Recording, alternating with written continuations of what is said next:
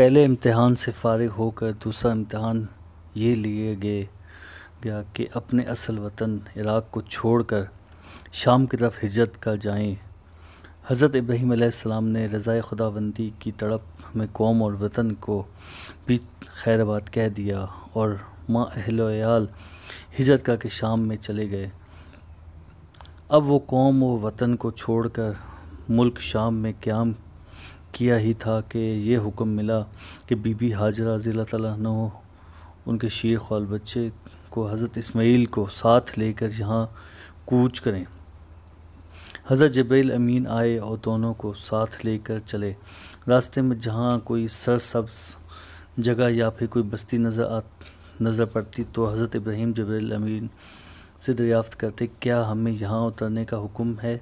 تو حضرت جبرائیل علیہ السلام فرماتے ہیں کہ نہیں، آپ کی منزل آگے ہے۔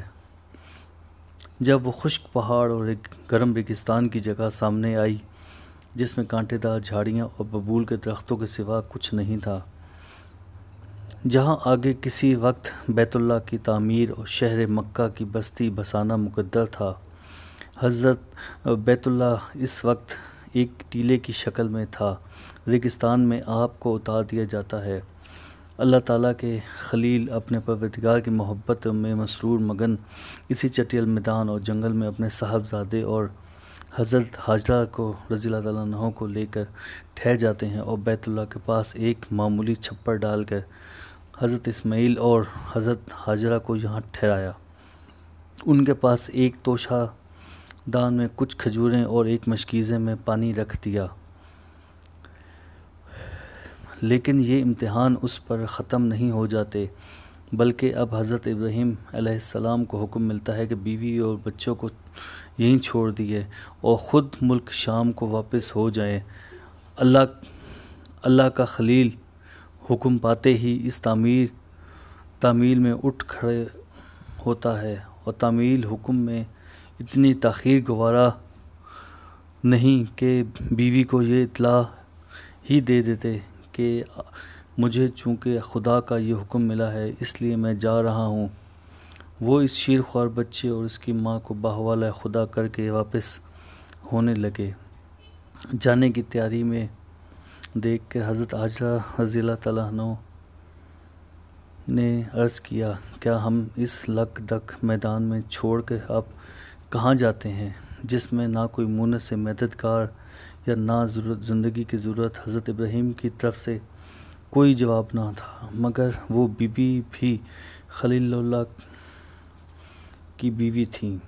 سمجھ گئے کہ ماجرا کیا ہے اور وہ کہنے لگے کہ کیا آپ کو اللہ تعالیٰ کا حکم ملا ہے؟ آپ نے فرمایا ہاں۔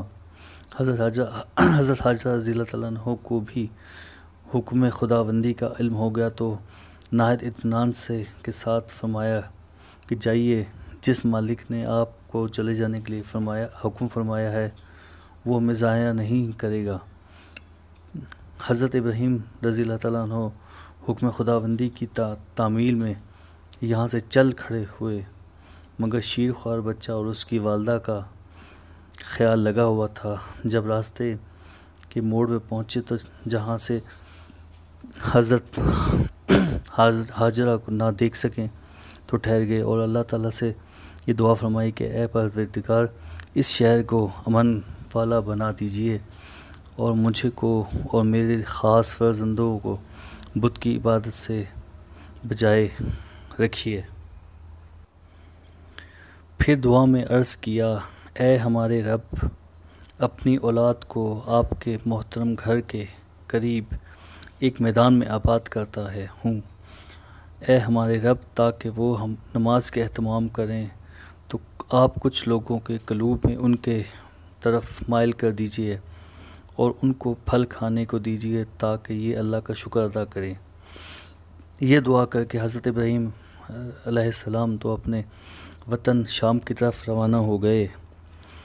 ادھر حضرت حاجرہ بی بی رضی اللہ تعالیٰ عنہ کا کچھ وقت تو اس توشہ کھجور اور پانی کے ساتھ کٹ گیا جو حضرت خلیل اللہ چھوڑ کے گئے تھے۔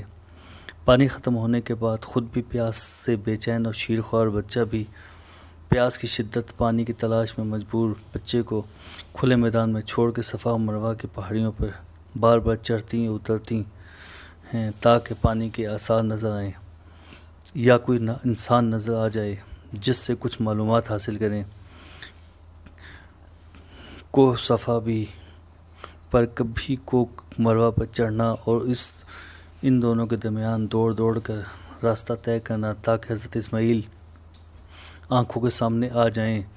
ماں کی بے چینی اللہ تعالیٰ رب العزت کو اتنی پسند آئی کہ حج میں صفا و مروہ کے درمیان صحیح کرنا اس کی یاد کے طور پر قیامت تک آنے والی نسلوں کے لیے احکام حج میں ضروری قرار دیا گیا۔ حضرت حاجرہ رضی اللہ تعالیٰ عنہ اپنی دوڑ دھوپ ختم کرنے اور مایوس ہونے کے بعد جب بچے کے پاس آتی ہیں تو رحمت خداوندی نازل ہوتی ہے۔ جبرائیل امین آتے ہیں اور اس ریگستان کے زمین سے پانی کا ایک چشمہ نکال دیتے ہیں جس کا نام آج آب زمزم ہے۔ پانی دیکھ کے اول جانور آ جاتے ہیں، پھر جانور کو دیکھ کے انسان پہنچتے ہیں اور مکہ کی آبادی کا سامان ہو جاتا ہے۔ نومولود بچہ جن کو آج حضرت اسماعیل کہا جاتا ہے نشو و نما پاتے ہیں اور کام کاج کے قابل ہو جاتے ہیں۔ حضرت ابراہیم اللہ کے حکم سے کچھ عرصے بعد تشریف لاتے اور بیوی بچہ کو دیکھ کر جاتے۔